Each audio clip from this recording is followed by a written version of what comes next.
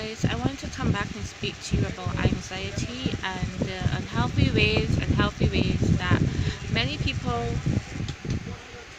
cope with anxiety. This is because throughout my life, I have always suffered with anxiety for the longest while that I can remember. And coming through the years, I have found that I've dealt with it in a healthy way and sometimes in an unhealthy way, to be quite honest. So today, I want to share some ways in which we can be displaying anxiety in a very unhealthy way and how we can display it in a healthy way also. So, one unhealthy way that I have found in myself and people is persons may be talking, may be doing something, you understand? And we are all excited to come and say, well, oh my god, this is this and this and that. We want to get our point over, but maybe that person has to put us on hold and say, well, okay, um, I'm doing something, but you can continue saying what you're saying, and this is probably true text. You can continue typing what you have to say, but I will get back to it later. And for me, I have experienced feeling like the person dismissed me and didn't even care about my feelings and that I was not useful.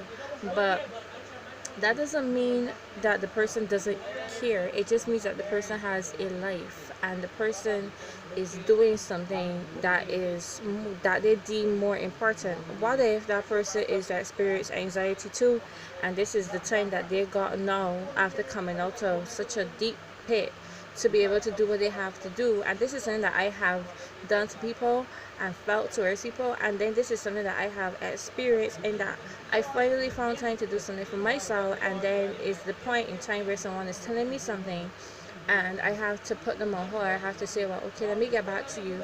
And I'm not talking about situations where this person is depressed or they're feeling down. I'm just talking about frivolous things like they're telling you um, about clothes or something, and it's not necessarily anything that's important to them or something. So for me, I would say that that is unhealthy. If you feel that you have been shoved to the side by someone you were trying to express your feelings of excitement to, then just tell them. You don't have to go and post and subtweet and do all these things when you know that you just feel hurt because of that person's actions, and that time the person is not even thinking that they hurt you. So sometimes it's just best to say that, okay, well, I felt hurt because of such and such and such. And many times, honestly, because I have dealt with anxiety, the person is not even thinking that they hurt us. And many times they may look at us and invalidate our feelings. But the point is to express it in a healthy way. It's much better than going and being passive aggressive. It's not a healthy attitude to have at all. And it makes you look immature when you're passive aggressive. And then, to another unhealthy habit that people play is the victim. Always always the victim in a circumstance. And I'm not saying that you can't always be the victim in a circumstance, but come on, if you're dealing with many people, it's most likely that maybe you are the problem. And I say that for me too, because when I was younger, I used to act like everything was other people's fault, but I would never see my fault. And it's only after years that I would step back and be like, okay, well, maybe I was at fault for real. And even now, I still play the victim card, but you have to learn to step back and say, okay, you know what, like this person has a point, this person's feelings are valid also. And one thing that I find we with anxiety tend to forget is that, and yes, everybody has unpicks and everybody is wrong. Alright, good. Anyways, I find that we tend to think in that moment, which is very hard not to do, that our feelings are more important or should be more validated than that other person's feelings.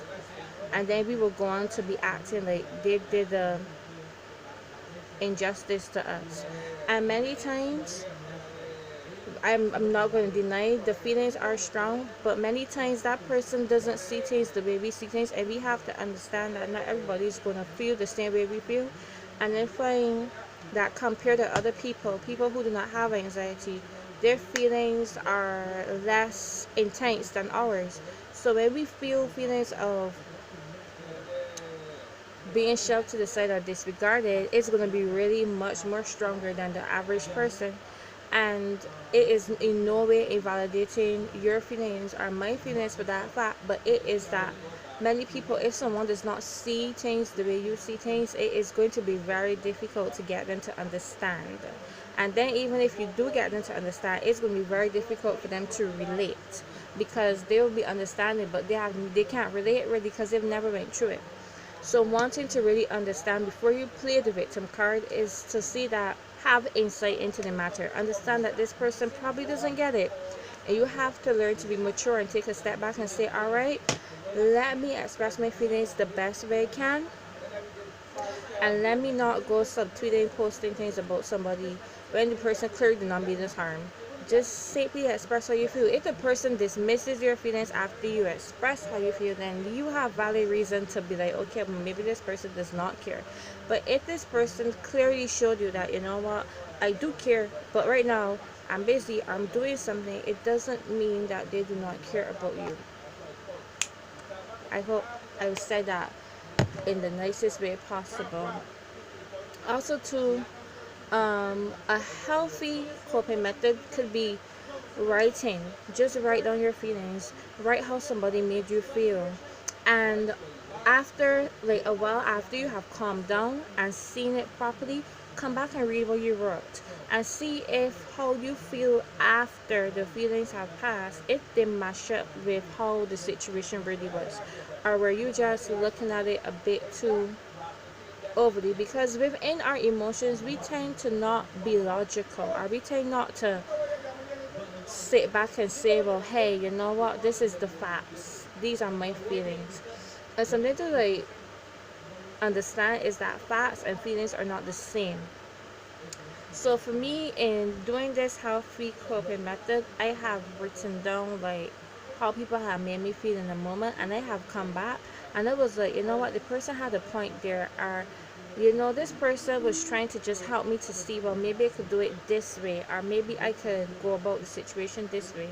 They weren't trying to invalidate my feelings. So that, I think that ties in with playing the victim too, in that you do not recognize when someone is trying to help you sometimes because you're so wrapped up in this person's attacking you when maybe the person isn't.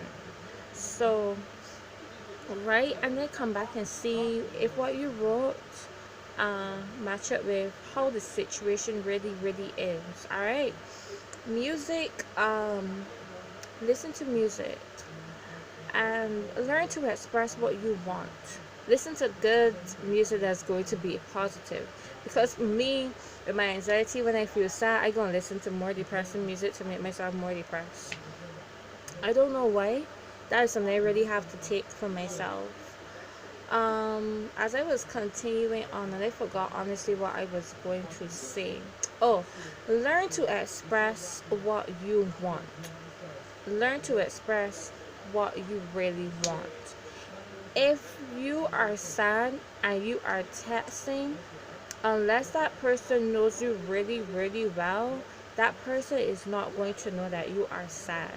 And if you feel that you want them to be of encouragement to you, then express what you want. Express to the best of your ability why you feel a certain way. Or you can simply say, I feel sad, but I don't know why I feel sad. And I say that because I experienced that earlier today. I was speaking to my boyfriend and I was feeling down. And the thing about having feeling down is that you just have this aura that makes everything just feel heavy and tense, and you just feel worse when maybe the person leaves or they sense that you feel a certain way, because you know the next thing for them to say is, okay, I am going to talk to you later. And it hurts your feelings because you feel like, you know, you could have been a better sport, you could have not been so depressing. So for me, when he left, um I went back to crying because I was crying before he called. So for me, and then too, I felt a tinge, just a tinge of like anger at him, but I was like, you can't feel angry because this is me thinking. No, I was like, you can't feel angry at something that he didn't know. Not that he didn't know, because he asked me many times, like, you feel like talking? And it's not, I didn't feel like talking. I just didn't know how to express that I was feeling down. And then, too, I didn't want to tell him that I was down. So, anxiety, you want people to know how you feel, but then you also don't want people to know how you feel because you feel like you'll be a burden and what's not. So, that was it. So, learn to express what you want, and it will save you a lot of resentment towards people, because people will be able to see, well, you feel this way. If someone does not know that you feel a particular way, someone cannot help you as much as if you do say what is wrong. All right. And as I said in the previous video, you want them to know what's wrong without you say anything, but honestly, that's not the way the world works, and that's not the way a human works. A human cannot read your heart, and he cannot read your mind. So you need to learn to say what you want. Also, too, a healthy way to cope with anxiety is, if you feel like you are not in the best of moods and you do not want to be around people at that time, take time to be alone. And I'm not saying isolate yourself. I'm not saying that. I'm saying take time to be alone. You need space, and you need to be able to come to a recognition that, you know what, it is okay to be alone. Sometimes it is okay to sit and understand how you feel. Do not let somebody tell you all the time to surround yourself with family and friends, but you know for sure you just need a break away from people for at least a day or a few hours. Do not let people force you into hanging out with people when you know that you're not up for socially interacting. And that goes out to my fellow introverts. Do not do it. Do not do it. They mean well, and it is true, family and friends do help you. So that's another healthy coping mechanism. But then there's also a time to be alone. All right. So take the time alone that you need to take. But I'm not saying that to isolate yourself or to have people worrying about what's wrong with you or what's not. Explain to them, well, you know, I feel this way and I just want like a little time for myself, or maybe I will go to sleep early tonight and I'll talk to you tomorrow. There's really nothing wrong between me and you. I just need to sleep. Get it? So do that. Another healthy way, and it might not seem conducive to honestly the way you will feel, but another healthy way is to make sure that you take care of your personal hygiene. Babe, if you make it out of bed, because that's a struggle for me, honestly. It takes me hours to finally get out of bed. I will wake up at 10 sometimes in the morning, and I'll be now going to bed at 2, because that's the time that I find the energy to go in bed. So things like that, when you get the chance, when you find the energy, go and bathe and take care of yourself. Do something maybe extra to make yourself feel better. And today they really upkeep with myself, to be quite honest. I just no, my thing got wet. Something got wet down here. Sorry. I didn't really upkeep with myself. I didn't really wash my face for the day. I haven't really done anything. I made myself a mango and orange smoothie to make myself feel good. Yes. Um, but generally, honestly, I don't feel um, the happiest, honestly, today.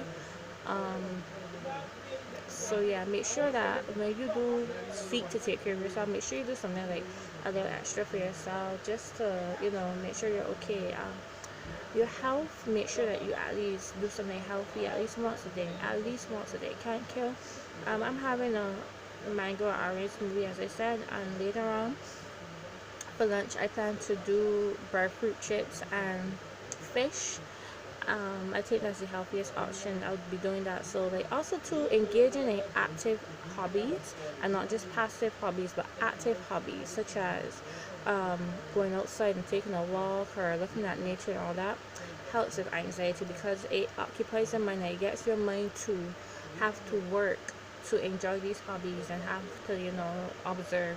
So for me, when I'm going to be cooking food like tonight, to eat something tonight, I will be engaged in an active hobby per se, because I do enjoy preparing food, It's just that I'm not like a top chef, so many times that my food doesn't taste like the best to me. But honestly, in preparing it, I feel really happy because my mind is able to just come off of just thinking about like just being there. Like, cause sometimes I'm just sitting here and many thoughts come in my mind and I can't get them out. And I have found that engaging in passive hobbies has helped me to be able to not think so negatively. Also, too, I would say prayer.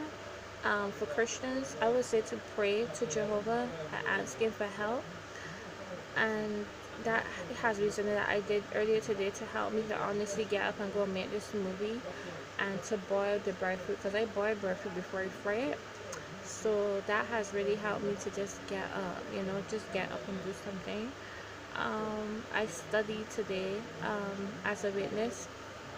We are always encouraged to do personal study. So as soon as I woke up till like 2 something, I did personal study. I woke up like 10 o'clock or so. And I did personal study and I was able to feel better. So things like that you will want to do.